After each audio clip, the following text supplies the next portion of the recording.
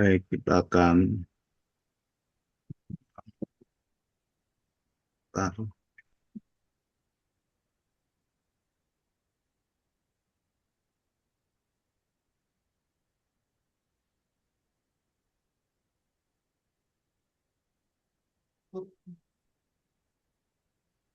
Silakan Pak Rafles. Ya, kita akan naikkan satu pujian lagi sebelum kita masuk firman Tuhan.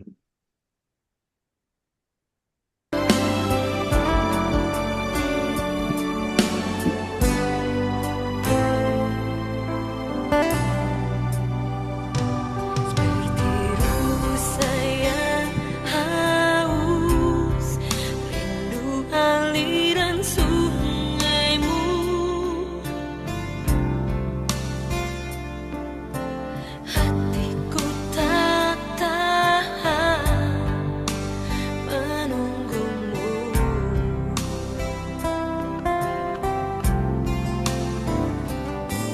Bagai padang gersang menanti datangnya hujan. Begitupun jiwaku, Tuhan. Hanya Engkau, pribadi yang mengenal hatiku. Tiada yang tersembunyi bagimu. Seluruh isi hatiku Kau tahu, dan bawaku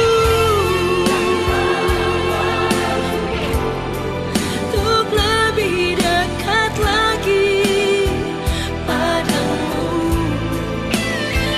Tinggal dalam indahnya dekatan kasih-Mu.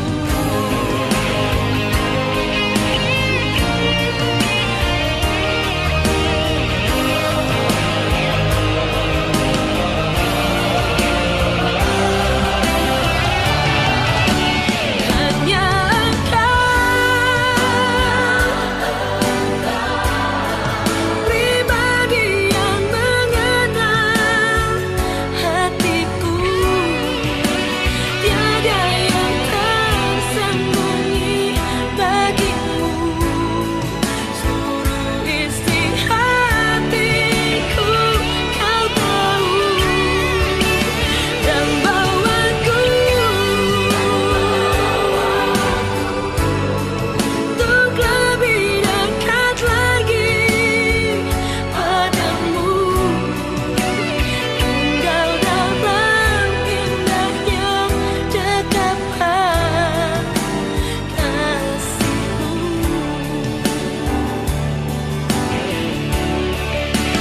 Tinggal dalam indahnya dekatan kasih-Mu.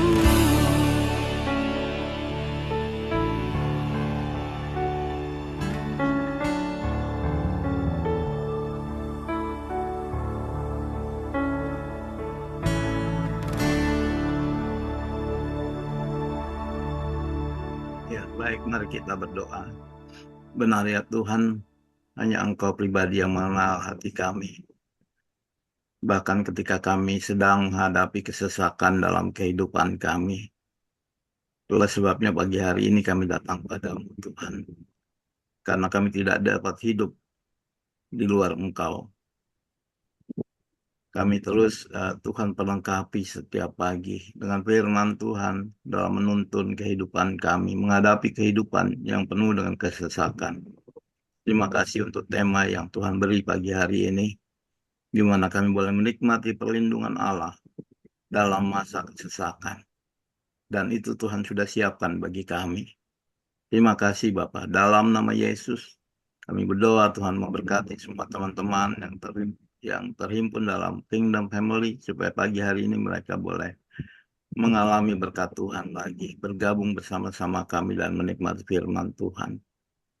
Karena hanya firman-Mu lah yang mampu terus menuntun kami dalam kehidupan kami. Terpuji namamu dalam nama Yesus firman yang hidup kami berdoa dan mengucap syukur kepada Bapa di surga. Haleluya. Amin. Iya, Bapak Ibu, saya ingin menyampaikan tema yang sudah ditentukan bagi kita, menikmati perlindungan Tuhan dalam masa kesesakan. Iya, pagi hari ini juga mungkin ini masa kesesakan.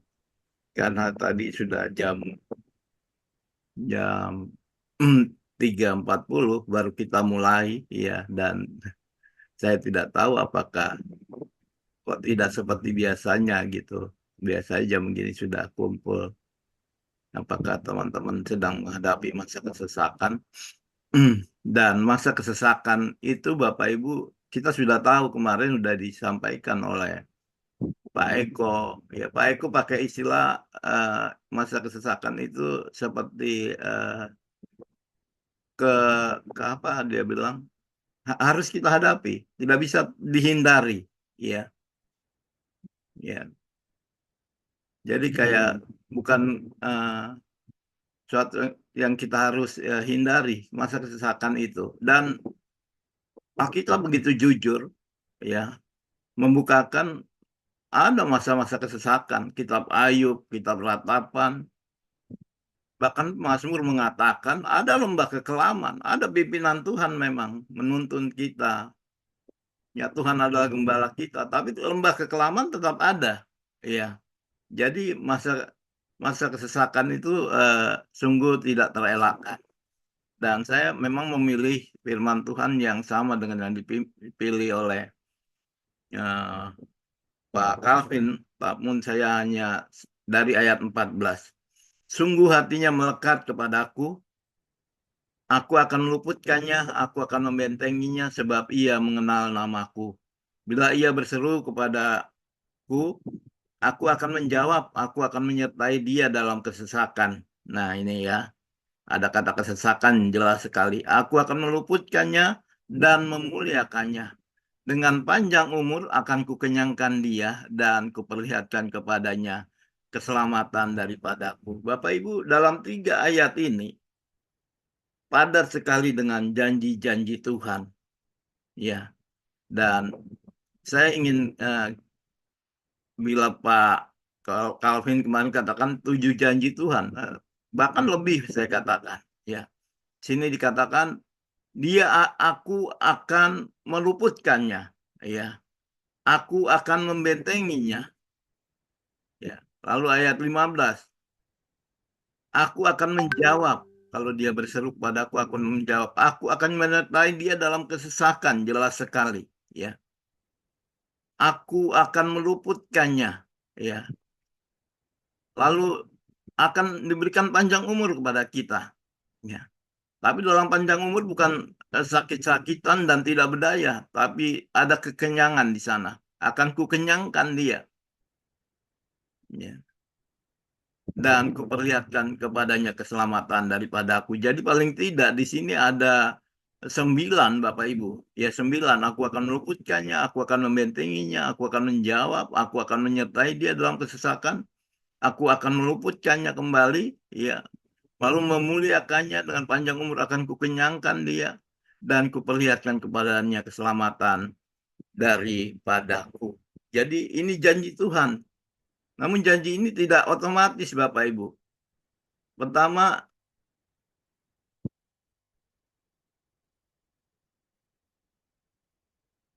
sungguh hatinya melekat kepadaku. Ini syaratnya Bapak Ibu yang pertama.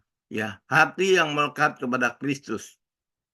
Hati yang melekat pada Kristus itu bagaimana sih? Ya, saya dulu punya kebiasaan khotbah pakai catatan Bapak Ibu. Tapi suatu hari catatannya terbang karena ditiup angin. Itu di pedalaman Mahakam sana. Mulai dari saat itu saya pakai post-it, ya, kertas yang menempel di Alkitab. Karena itu biar ditiup angin sebesar apapun tidak akan terbang. Dia melekat. Bahkan ada pepatah anak muda mengatakan kalau hati sudah melekat, kalau hatinya sudah melekat, Silver Queen juga rasa coklat katanya. Begitu kekuatan hati yang melekat kepada Tuhan. Nah, Mazmur mengarahkan kita bahwa kita harus punya hati yang melekat kepada Tuhan. Ya, hati yang melekat kepada Tuhan itu bagaimana? Itu kita masuk hal yang kedua, yaitu hati yang sungguh mengenal Kristus, Bapak Ibu. Ayatnya yang ke-14, ya. Sebab ia mengenal namaku. Kita masih ingat Pak Calvin kemarin menanggapi khotbahnya Hana, ya. Beda hati yang beda dengan mengenal dengan mengetahui saja. Setan juga tahu Yesus, tapi dia tidak mengenal. Ya, tidak memiliki persekutuan. Di sini bukan cuma mengenal, tapi harus dikenal juga. Karena Mazmur Matius 7 mengatakan ada orang yang mengenal Tuhan, Tuhan tidak kenal dia. Ini sungguh-sungguh persekutuan yang melekat, ya. Sebab ia mengenal namaku. Artinya kita mengalami kuasa Tuhan dan mengenal Tuhan sangat baik. Amsal mengatakan kalau orang sungguh mengenal Tuhan, dia tidak berbuat dosa. Orang yang takut akan Tuhan, dia tidak berbuat dosa. Dia menjauhi kejahatan dan mau menyenangkan hati Tuhan. Jadi mengenal namaku ini penting sekali, Bapak Ibu. Mengenal melalui firman Tuhan. Ya, iman bertumbuh dalam pengenalan akan firman Tuhan. Ya, jadi ini penting sekali. Yang kedua ini, lalu yang ketiga Bapak Ibu, hati yang berseru kepada Kristus bila ia berseru kepadaku. Nah, ini komunikasi dua arah yang membuat kita melekat kepada Tuhan apabila ada terjadi komunikasi dua arah. Kita mengenal Tuhan melalui Tuhan berbicara kepada kita melalui firman Tuhan.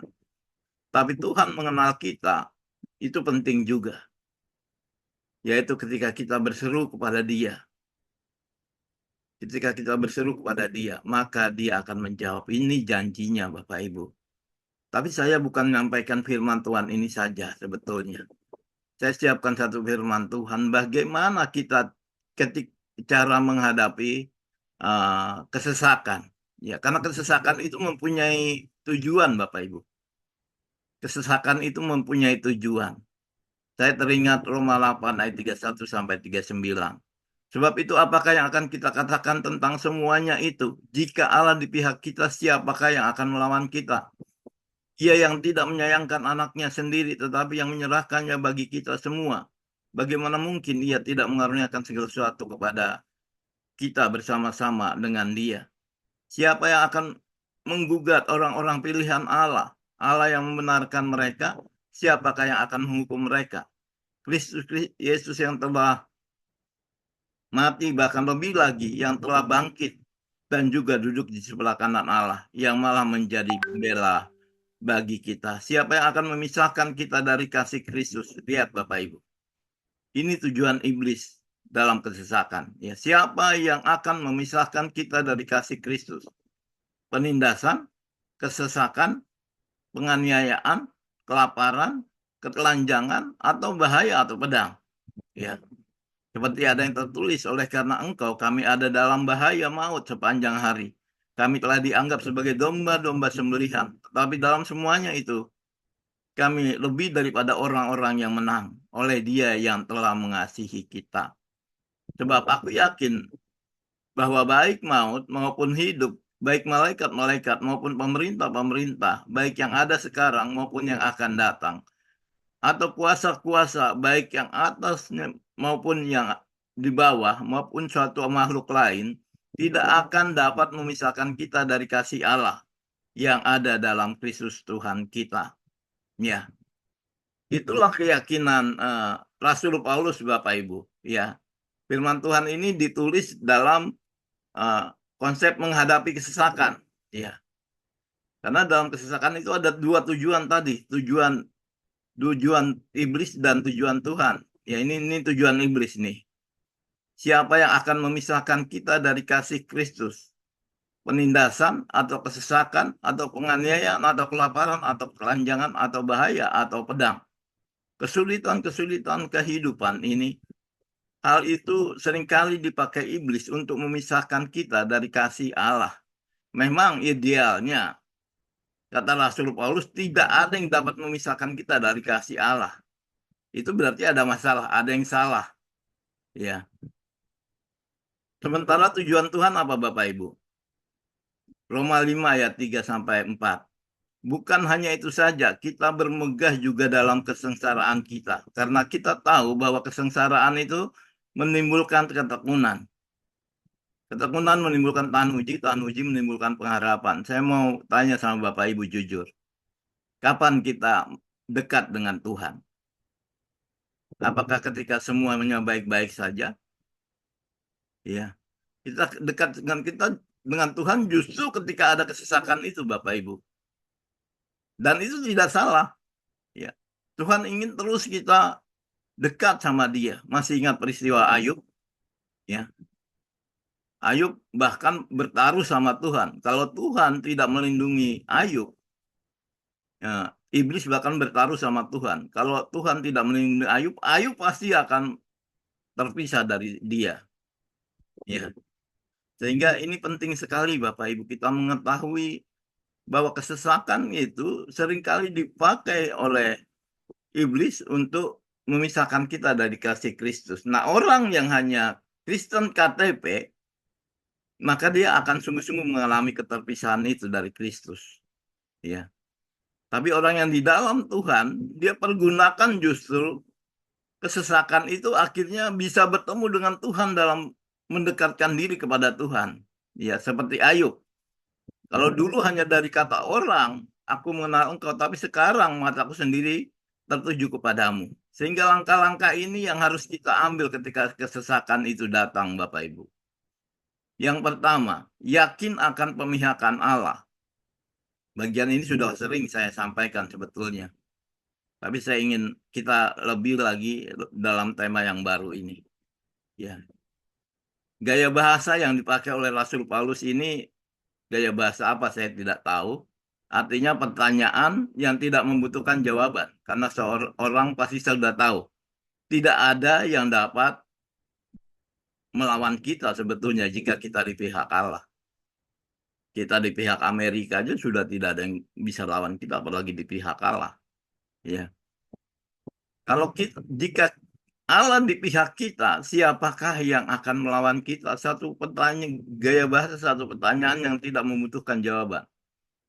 Karena semua orang sudah pasti tahu jawabannya. Tidak ada yang dapat. Seng ada, boten nenten, sonde ada. Jika Allah di pihak kita. Tapi jawabannya, apakah kita sedang berada? Tapi pertanyaannya adalah, apakah kita sedang berada di pihak Allah ketika kita mengklaim firman Tuhan ini? Karena sangat konyol. Kalau kita mengklaim firman Tuhan ini, lalu kita tidak berada di pihak Allah. Allah itu jelas jalannya. Jalan kebenaran dan keadilan. Jadi, yakinkan diri kita ketika kita mengklaim firman Tuhan ini, kita sedang berada di pihak Allah. Ya. Bukan menyakiti hati Allah. Lalu yang kedua, yakinlah akan kasih Allah Bapak Ibu. Firman Tuhan Mazmur 91 tadi, itu sangat laris ketika COVID Bapak Ibu. Ya, ya pas zaman-zamannya Zoom beginilah. Bahkan satu lembaga saya tahu PSBB menjadikan Mazmur 91 itu sebagai apa? Deklarasi mereka. Setiap persekutuan mereka baca sebagai deklarasi bahwa walaupun ada rebah di sisi kananku, sisi kiri rebah, aku tetap dipelihara oleh Tuhan. Itu keyakinan mereka. Sebelah kiri rebah 1000, sebelah kanan rebah, ada jerat, ya, penangkap burung, ada panah di waktu malam. Itulah situasi waktu itu, kesesakan yang digambarkan. Ya, tapi kita harus yakin akan kasih Allah. Kalau kita sungguh mengenal Allah, ya, kalau kita sungguh mengenal Allah, kita harus yakin. Kenapa? Karena ayatnya yang ke 32. Ia tidak menyayangkan anaknya sendiri. tetapi yang menyerahkannya bagi kita. Ya, Bapak Ibu, masa Tuhan akan meninggalkan kita sih? Masa dia tidak akan memberkati kita sih? Anaknya ya aja loh, Yesus Kristus yang paling dia kasihi, itu diserahkannya bagi kita semua. Lalu bagaimana mungkin dia tidak mengaruniakan segala sesuatu kepada kita bersama-sama dengan dia? Bapak Ibu bisa jawab pertanyaan ini. Atau kalimat bebasnya, kalau Yesus yang paling dia kasih aja dikasihkan sama kita, masa sembako segala macam tidak dikasih? Ya. Ada Bapak Ibu yang sudah eh, mengalami tidak bisa makan waktu COVID? Tidak. Ya. Tuhan memelihara kehidupan kita. Karena itu yakinlah akan kasih Allah. Orang yang mengenal Allah tadi, Mazmur katakan penting sekali tahap itu. Melekat pada Tuhan itu artinya mengenal Tuhan. Mengenal. Karena dia Allah yang Yehova Rafa, Yehova Jireh, Yehova Nisi, Yehova Salom. Nama-namanya itu menggambarkan sifat-sifat Allah yang memelihara, yang menyediakan, yang menyembuhkan, Yehova Rafa. Ya. Dan Ibu Barita pasti sangat mengalami itu, Yehova Rafa. Karena saya melihat juga Allah itu sudah mengerjakannya dalam kehidupan hambanya ini. Jadi penting sekali. Dan yang ketiga Bapak Ibu, yakin akan pembelaan Allah. Itu ayat berapa? Ayat 34. Jadi dalam pengakuan iman kita, Yesus naik ke surga, duduk di sebelah kanan Allah. Ngapain itu duduk sebelah kanan Allah? Ungkang-ungkang kaki. Ya. Ayat 34 ini jelas sekali dikatakan. Dia di sebelah kanan Allah menjadi pembela bagi kita. Bapak Ibu, kalau dia membela dosa kita saja, ya, dosa itu sudah tidak bisa lagi diatasi oleh siapapun. Bahkan dukun yang dapat mengatasi masalah-masalah Bapak Ibu, sakit, penyakit, dan lain sebagainya, dia tidak bisa menyelesaikan dosa. Ya. Itu sudah dibela-bela oleh Tuhan. Ini prosesinya seperti ini Bapak Ibu. Seharusnya upah dosa adalah maut. Jadi ada keputusan Allah Bapa. Mengingat, menimbang, mengingat, menimbang. Upah dosa adalah maut, maka Raffles Mandiangan masuk neraka. Ya, dia ketok meja. Itu upahnya. Tapi ada pembela saya, dibilang melepaskan, bebaskan Raffles Mandiangan, biar saya saja yang dihukum. Itu yang dikerjakan Yesus sebetulnya. Ya. Sebetulnya yang gambar-gambar di salib itu gambar kita semua Bapak Ibu. Kita yang semua harusnya yang terpaku di salib karena upah dosa adalah maut. Tapi ada pembela kita yang menghapus dosa dunia. Dia menggantikan posisi saya supaya saya menikmati berkat-Nya. Ya. Jadi kita bertukar posisi di situ. Ini penting sekali, ya. Dan yang terakhir, ya, yang keempat, yakin akan kemenangan Allah. Ya, ayatnya ke-37. Tapi dalam semuanya itu kita lebih daripada orang-orang yang menang, Bapak Ibu. Ya, kalau juara aja pemenang, kita lebih dari pemenang, juara 0 namanya. Ya, juara 1 itu sudah menang. Kita lebih, Bapak Ibu. Bukan kita yang mengerjakannya, Kristus yang sudah mengerjakannya. Sehingga kita menjadi orang-orang yang menang.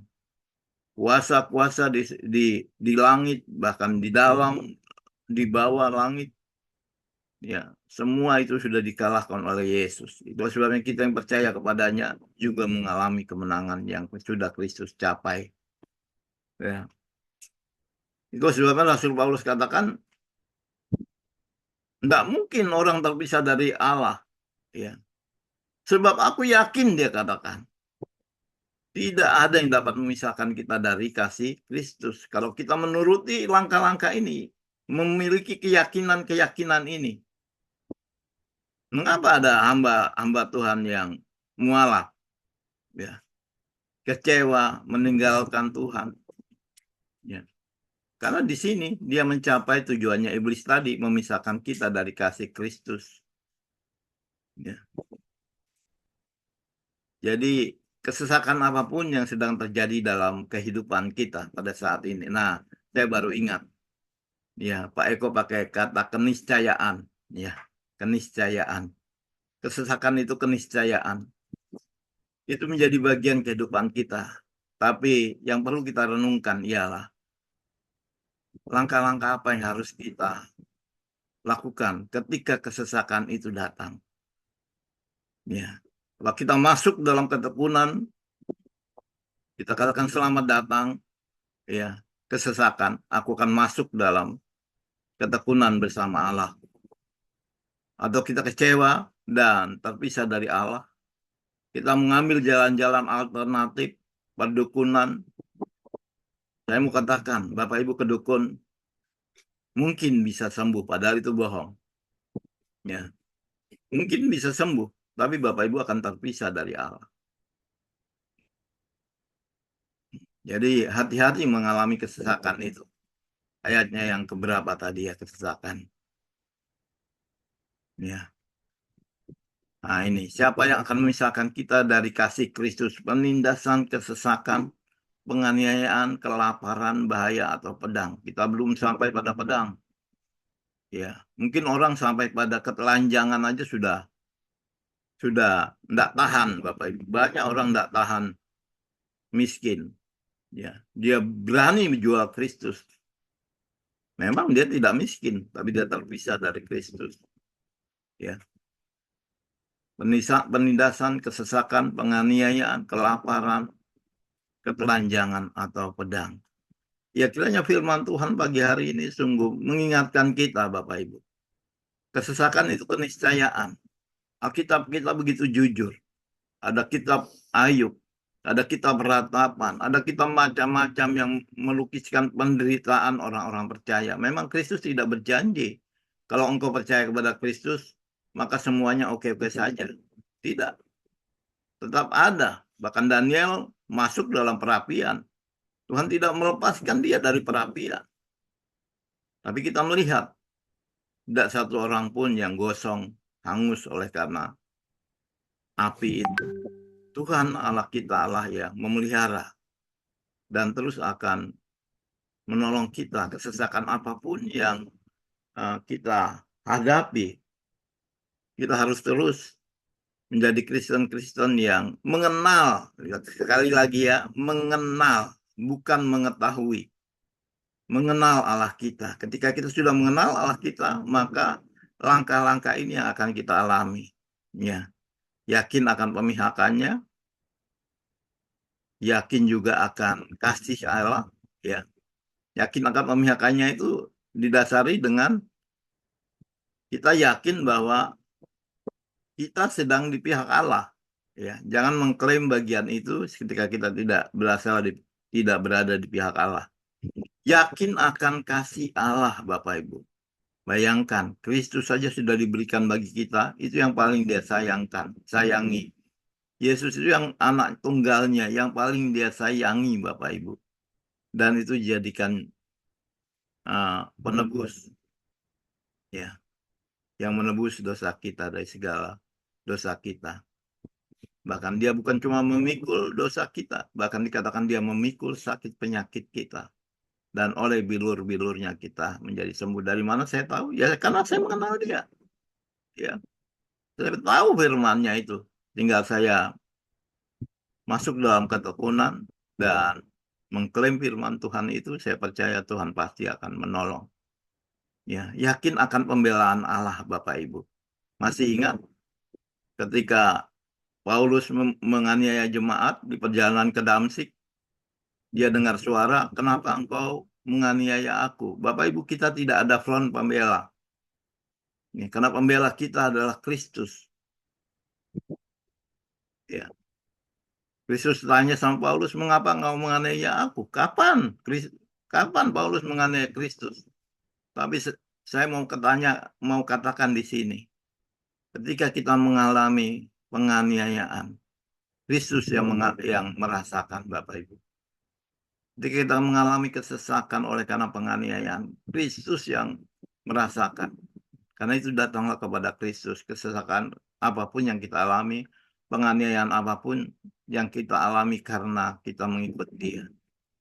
Pastikan Bapak Ibu mengenal Kristus dan yakin kemenangan dari Kristus. Akhir daripada ketekunan itu adalah kemenangan.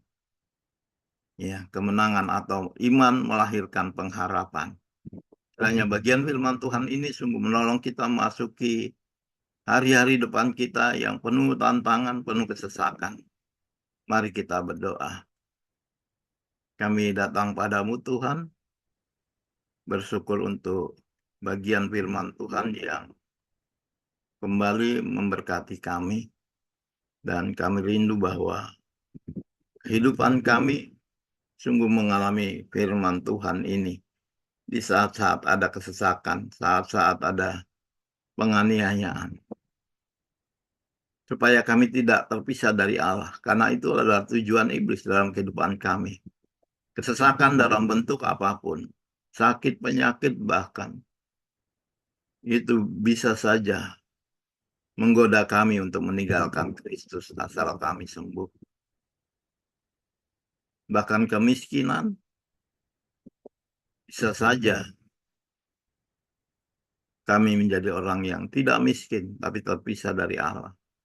Tapi kami tidak mau menjadi Kristen yang tidak mengenal Allah kami. Kami mengenal Allah kami. Allah yang sudah memberikan dirinya bagi kami. Allah yang sudah menanggung dosa kami. Allah yang dapat menyembuhkan kami. Sehingga ketika kesesakan datang, kami tahu kemana kami harus berseru dan minta pertolongan. Terima kasih untuk bagian firman Tuhan. Saya berhenti bicara sampai di sini, tapi firman Allah terus berbicara kepada kami. Sehingga waktu-waktu depan kami merupakan waktu-waktu kemenangan yang Tuhan berikan. Terpuji namamu, hanya dalam nama Tuhan Yesus kami berdoa dan mengucap syukur. Haleluya. Amin.